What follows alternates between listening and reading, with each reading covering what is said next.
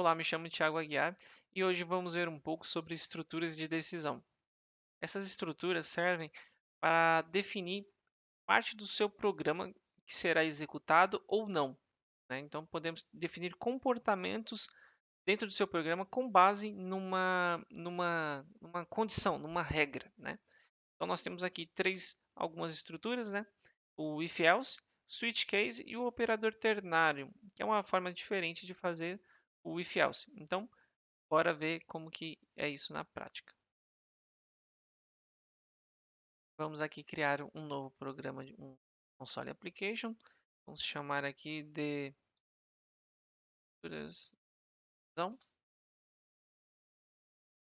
e vamos lá. No if, vamos começar pelo if. Imagine que, seguindo o exemplo que eu tenho aqui na minha, vou passar aqui para vocês, vamos definir uma variável chamada idade. Vamos atribuir o valor de 18 anos, de 18, né, que representa a idade. E aqui vamos definir a seguinte estrutura do if. Detalhe, né? Não falei aqui, mas se eu digitar a palavra if e apertar tab, ele completa para mim, ok? Ou, né, a gente digita tudo aqui, então enter e faz as chaves. O que vai estar aqui dentro desses parênteses, né? É o que define se o trecho abaixo será executado ou não, né? Então vamos aqui, por exemplo, verificar se idade maior de 18, coloque maior ou igual a 18, vamos imprimir a mensagem maior de idade. Ok? Vou dar aqui para readline, para manter a execução do programa. Então, essas chaves ela define o escopo. Então, se isso for verdade, o que estiver entre as chaves é o que vai ser executado. Então, aqui e entre os parênteses é a condição. É uma pergunta que você faz, né? Se o conteúdo dessa variável for maior que 18, maior ou igual a 18, né? Isso aqui logo abaixo será executado ou não. E dentre as chaves, eu poderia ter um escopo muito maior. Muitas outras coisas eu poderia colocar aqui, mas eu vou colocar apenas isso. Então vamos ver como que isso fica na prática.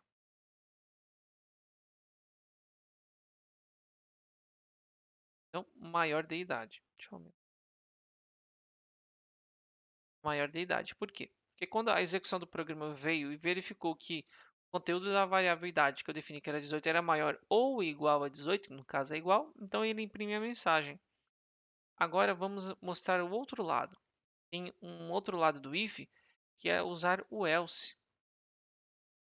Se eu colocar aqui entre chaves, novamente, eu tenho um outro escopo, que é o outro lado da condição. Se não for maior, e se não for maior de idade, vai ser o quê?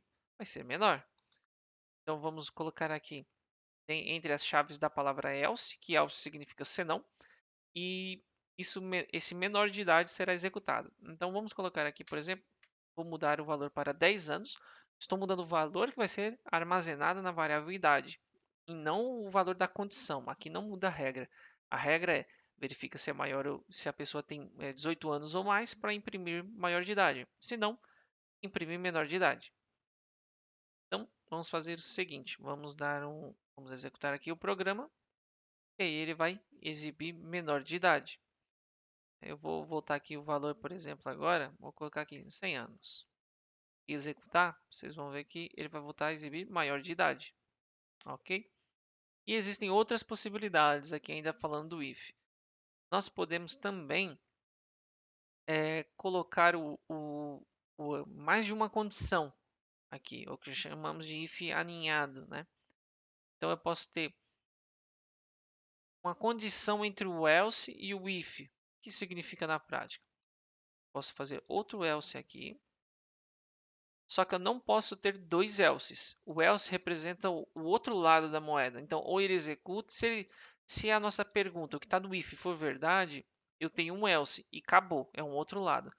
Mas eu posso ter um else if. Então, vamos fazer o seguinte. Mudar isso para cá. Essa mensagem aqui. e vou colocar o seguinte: se idade for igual a zero, para aqui, exemplo, idade válida, por exemplo. Então aqui nós temos, se idade for igual a zero, vai imprimir essa mensagem. Se não for igual a zero, eu verifico outra regra, se é maior ou igual a 18. E aí ele imprime maior de idade. E por fim, se não atender nem a primeira nem a segunda condição, ele vai para a terceira.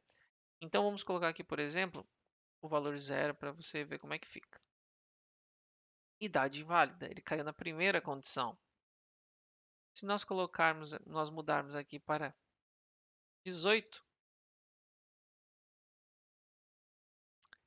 ele volta a imprimir maior de idade. Pequeno aqui, maior de idade. E se nós colocarmos, por exemplo, 20 anos, ele vai imprimir. Opa, 20 anos não. Agora eu vou colocar 10. Ele vai imprimir menor de idade, assim como era antes. E assim por diante. Nós ainda podemos. Há a possibilidade de fazermos if dentro de ifs, né? Aqui dentro, por exemplo, podemos colocar mais condições, mas tome muito cuidado. O nível de complexidade que você vai gerando, colocando if dentro de ifs, não é muito legal. Então, tente resolver os seus problemas sem fazer uso desse recurso. Na verdade, até aqui o else if, nós poderíamos ter vários outros else if, né, com outras condições, mas, como eu disse, sempre tome cuidado se você for seguir por essa linha, pois aumenta a complexidade do seu código. Então, se você conseguir resolver o seu problema com menos ifs, melhor ainda. Agora, aproveitando o gancho que o código está dessa forma, vamos mudar aqui a variável idade para, por exemplo, estado do pedido. Vamos mudar o valor dela para, vamos deixar int mesmo. E aqui vamos fazer o seguinte. Então, aqui o nome da variável, todos os lugares onde ela está sendo usada. E vamos fazer o seguinte. Imagine que eu tenho um sistema, onde esse sistema é um e-commerce e aí eu tenho os estados do pedido. Então, imagine que para o estado 1 seria aguardando envio. Para o estado, vou mudar aqui para igual, para o estado 1 seria pedido enviado. Para o estado 2 seria pedido entregue. E tá bom aqui de estado. E no else, vamos colocar aqui pedido. Vou colocar aqui estado desconhecido. O que nós temos aqui? A variável estado do pedido, que é um int. E aí nós temos atribuir a ela o valor 1. Se cair no valor 1, vai imprimir a mensagem pedido enviado. Então vamos colocar aqui, vamos executar e você vai aparecer, você vai ver a palavra pedido enviado. Até aí, nada demais. Só que quando começa a ficar assim, quando a gente começa a gerar muitas condições, começa a ficar um pouco verboso fazer isso, né? Começa a ficar um pouco repetitivo.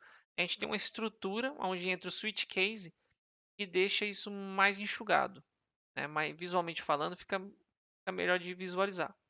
Então, o que seria o equivalente a esse código utilizando o switch case? Seria isso aqui. A estrutura do switch case é definida da seguinte forma. A palavra switch, aqui onde está escrito entre parênteses, é a variável que vai ser utilizada para ser comparada. Então, eu coloco aqui. E abaixo nós vamos colocar os casos. Né? Então, nós colocamos aqui aonde o caso for 0, ele vai fazer? Ele vai imprimir esta mensagem. E aí eu preciso dar um break, usar a palavra break. Então, dessa forma, quando chegar aqui, né, na palavra switch, entre os parênteses a variável, quando chegar aqui no case, ele está olhando para o conteúdo dessa variável. E aí ele vai estar comparando. Ó, o que está aqui dentro é zero. Se for zero, imprime isso. Né? E aí vamos repetir isso para os demais casos. Então nós temos quantos casos? 1, 2, 3, 4. Então 1, 2, 3, 4. Então temos o caso 1, caso 2 e bom, eu vou explicar aqui o último caso, que é um caso especial.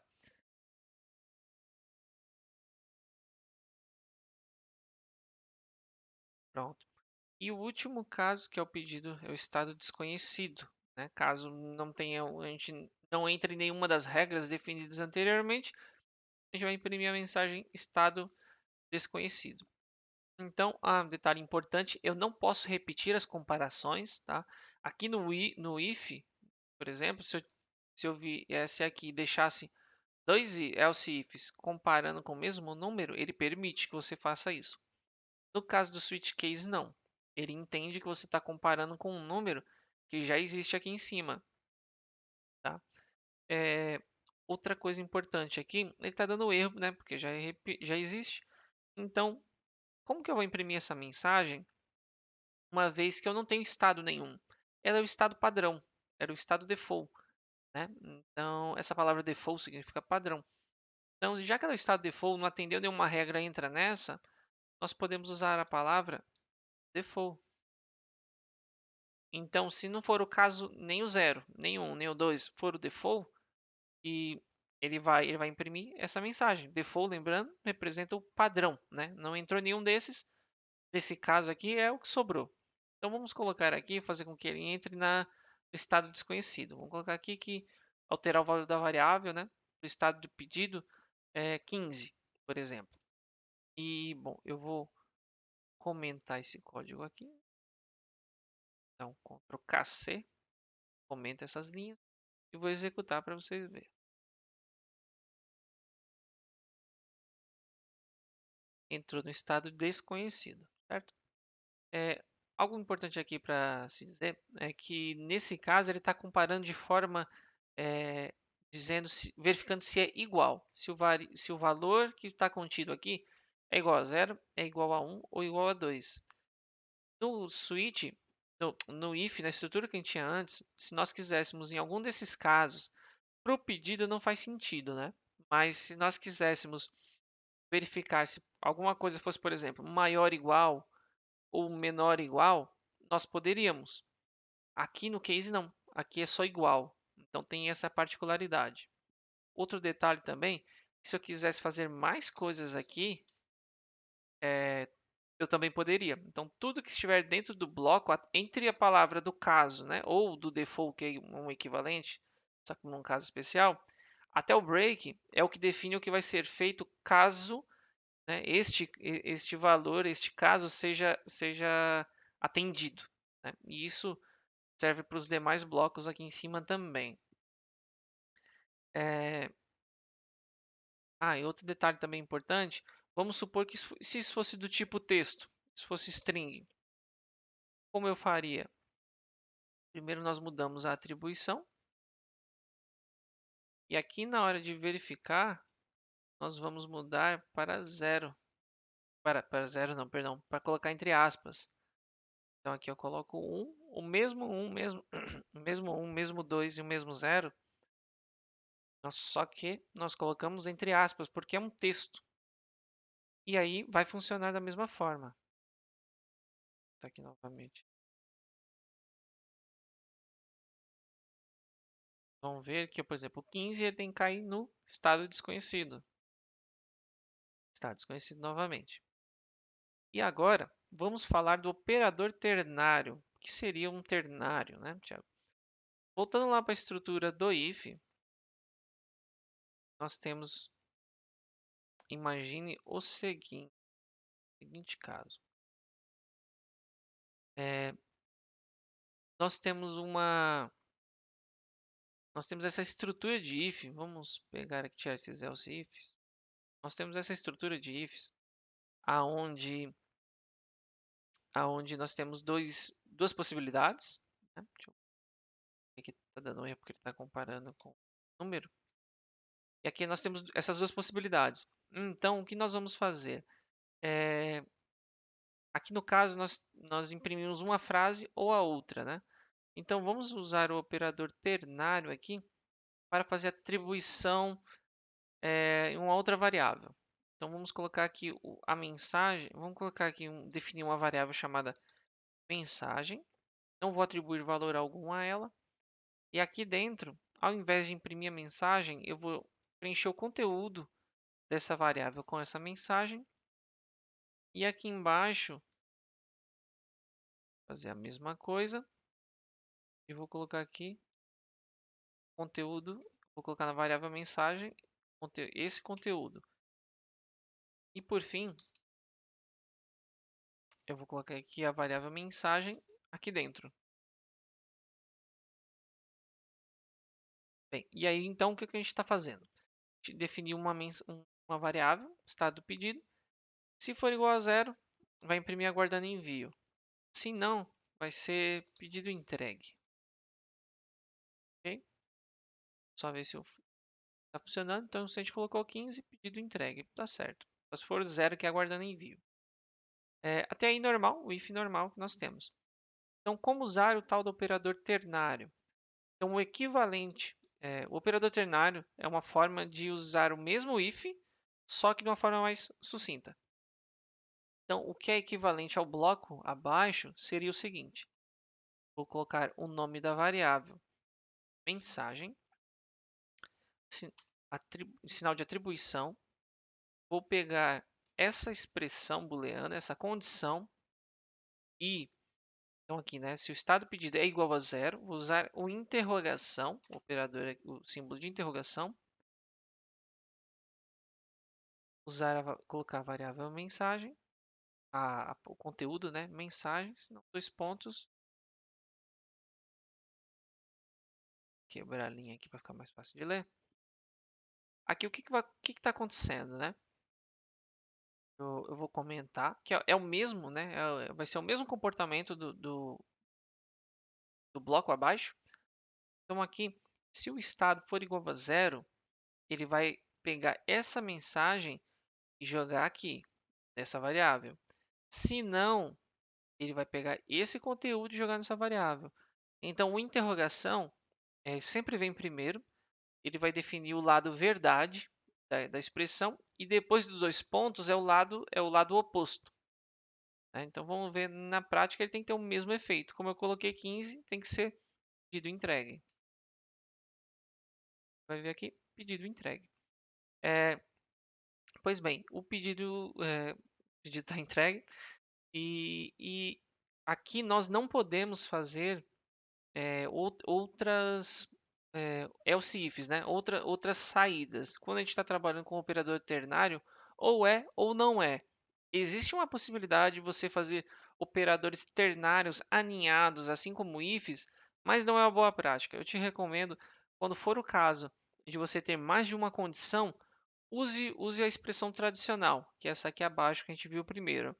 Se você tiver uma expressão simples, que vai ser que só uma condição, use o ternário, que vai ficar mais enxuto.